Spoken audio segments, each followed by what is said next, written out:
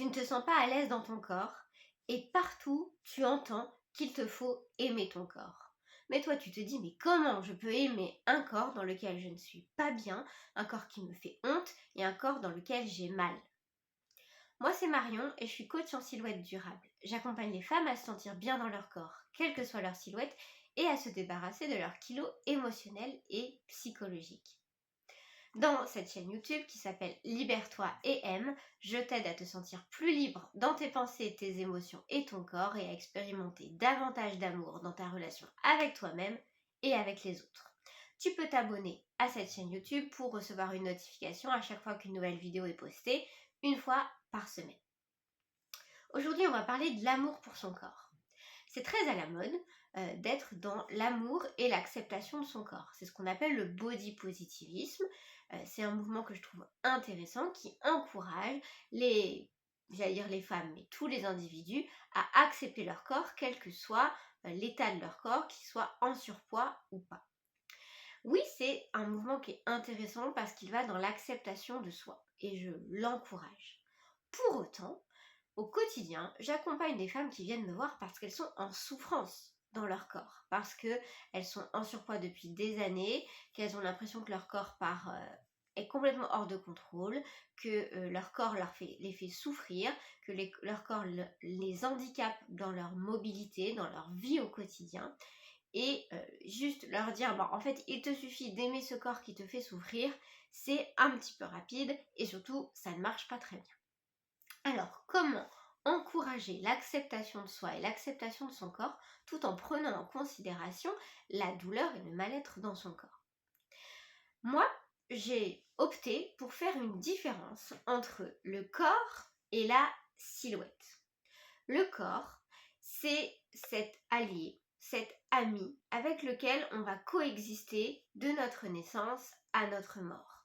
Notre corps, c'est celui qui évolue avec nous, qui vieillit avec nous, c'est celui qui souffre avec nous, parce que quand on souffre dans nos émotions, ça fait aussi souffrir le corps, et que quand on souffre d'une situation, on ressent aussi dans notre corps cette souffrance au travers de fatigue, au travers de douleur, au travers de manifestations du stress.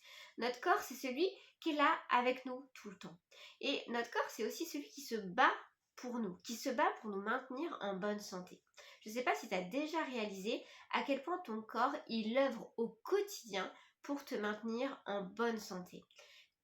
Tous les jours, à chaque seconde, ton corps gère ta pression artérielle pour qu'il y ait assez de sang pour nourrir tous tes organes. Ton corps régule ta température.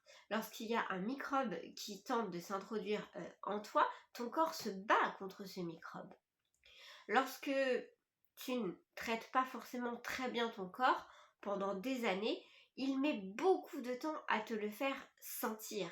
Lorsque par exemple on manque de sommeil ou qu'on est en surcharge, eh bien même si le burn-out arrive, il met du temps à arriver. Pourquoi? Parce qu'au début, le corps, qu'est-ce qu'il fait? Il s'adapte, il compense. Notre corps est là pour vraiment maintenir notre santé. Il compense nos manques. Il compense lorsqu'on ne le traite pas forcément très bien. Moi, j'ai vraiment cette image que notre corps est un reflet de l'amour inconditionnel. Jamais notre corps ne nous lâche. Il œuvre toujours pour notre santé. Et lorsqu'il manifeste des douleurs, des inconforts et même du surpoids, c'est parce qu'il a besoin de parler, il a besoin de s'exprimer et qu'il n'a pas été entendu.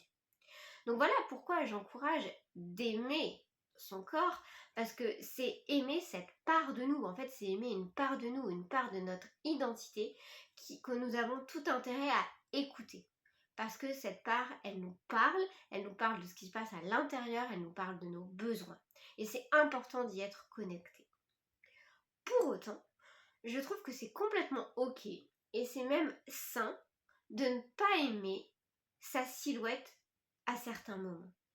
Lorsque l'on est vraiment en surpoids, que ça nous fait mal, que ça nous handicape, c'est ok de vouloir perdre ce poids supplémentaire dont on n'a pas besoin et qui nous fait souffrir.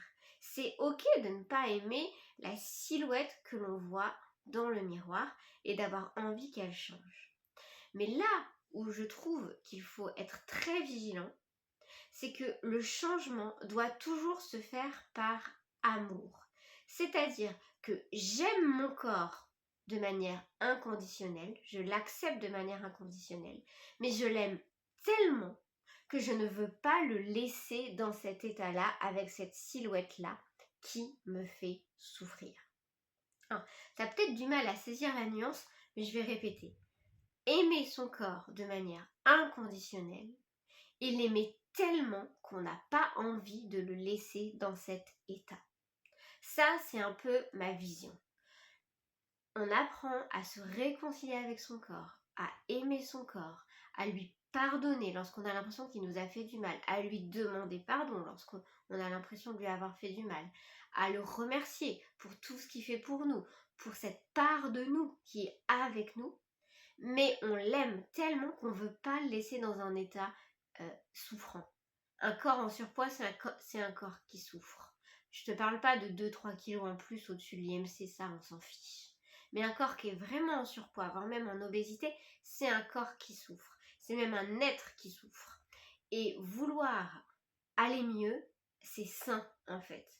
Et c'est là où je vois des limites du body positivisme. Le body positivisme qui aurait tendance à vouloir faire culpabiliser les gens qui se sentent pas bien dans leur corps en surpoids et les faire se sentir coupables de vouloir que ça change. Moi, je suis pas d'accord avec ça. L'obésité, ça reste une maladie. Le surpoids, ça fait souffrir et ça fait souffrir réellement. Et c'est ok de vouloir entamer une démarche saine de perte de poids. Je te parle pas d'un régime drastique. Je te parle d'une vraie démarche pour comprendre d'où vient ce surpoids et rééquilibrer, réguler ce qui a besoin d'être régulé. Et ça marche quand cette démarche est faite justement par amour pour son corps, par amour pour cette part de nous qui souffre. Donc, si tu te sens pas à l'aise dans ton corps et que tu n'arrives pas à aimer ton corps, ben peut-être que de faire la nuance entre je n'aime pas ma silhouette ou je n'aime pas l'état de mon corps à un instant T, mais par contre j'aime le corps, cette part de moi qui vit avec moi et je lui veux du bien, ça peut t'aider justement à faire le tri dans ces émotions peut-être même contradictoires que tu ressens avec cette envie de t'accepter tel que tu es et surtout de te libérer de la honte. J'en ai parlé dans une de mes dernières vidéos où je pourrais te remettre le lien. Te libérer de la honte du corps, ça c'est primordial. Se libérer de la honte, se libérer de la culpabilité, se reconnecter à son corps, le voir comme un ami, comme un allié, oui.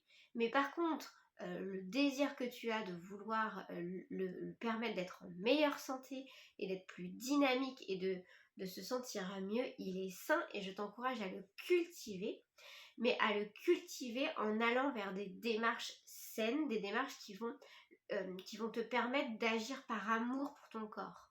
Alors oui, parfois il peut s'agir de faire un rééquilibrage alimentaire, mais par amour pour ton corps, connecté à ton corps, en faisant ce qui est bon pour ton corps. Moi, c'est ce que je propose. Évidemment, tu vas dire que je prêche pour ma paroisse, mais en fait, c'est vraiment ça ma vision. Dans mon programme Apaisé, où j'accompagne les femmes à se débarrasser de leurs kilos en trop, mais surtout de leurs kilos émotionnels et psychologiques, je les accompagne aussi et même premièrement à se réconcilier avec leur corps, à accepter leur corps, à aimer leur corps, au point qu'elles veulent lui faire du bien. Et lorsqu'elles sont dans cette démarche de faire du bien à leur corps, eh bien les démarches de parfois rééquilibrage alimentaire ou d'augmentation de l'activité physique deviennent naturelles parce qu'il y a le bon moteur et le moteur c'est l'amour. Lorsqu'on est dans la détestation, la haine de son corps, le moteur c'est la peur, le moteur c'est le fait de vouloir faire changer son corps, donc c'est le contrôle, vouloir contrôler son corps, donc ouais, souvent c'est la peur et le contrôle. Alors que quand on est dans l'acceptation de son corps, le moteur du changement c'est l'amour. Et lorsque le moteur du changement c'est l'amour, les actions mises en place sont beaucoup plus faciles et beaucoup plus durables. Il y a moins besoin de cette motivation, de cette discipline, puisque quand on aime, on a envie de faire du bien. Et c'est ça la démarche que j'ai vraiment envie de t'encourager à avoir. C'est oui d'apprendre à aimer ton corps et pour ça tu as besoin de te réconcilier avec lui et de l'aimer tellement que tu vas l'accompagner dans le changement. Alors oui, ça peut prendre du temps. Oui, c'est pas du jour au lendemain, mais justement, si tu es dans l'amour pour ton corps, tu vas être patiente. Tu vas l'accompagner jusqu'à ce que petit à petit il retrouve la santé, il retrouve un poids dans lequel il est bien, dans lequel tu es bien, un corps qui ne souffre, qui souffre moins, un corps qui est mobile, qui est dynamique. J'espère que cette vidéo t'a éclairé sur ce que tu peux ressentir parfois entre le paradoxe, entre aimer ton corps, l'accepter, mais aussi avoir envie qu'il change. Si tu as envie d'en savoir plus sur mon programme Apaisé, je t'encourage à prendre un rendez-vous avec moi, 45 minutes offertes, on peut discuter de ta situation, je peux déjà t'aider pendant ces 45 minutes à débloquer certaines choses et puis on pourra discuter ensemble de est-ce que c'est un programme qui est fait pour toi, voilà, pour ta problématique du moment. Je t'encourage aussi à ne pas hésiter à me faire tes retours par rapport à cette vidéo, soit en commentaire, soit en allant me contacter directement par Instagram. Tu peux aussi retrouver sur Instagram mes posts, mes publications et venir interagir avec moi. Ça me fera plaisir de te rencontrer. J'aime bien savoir qui est derrière les écrans.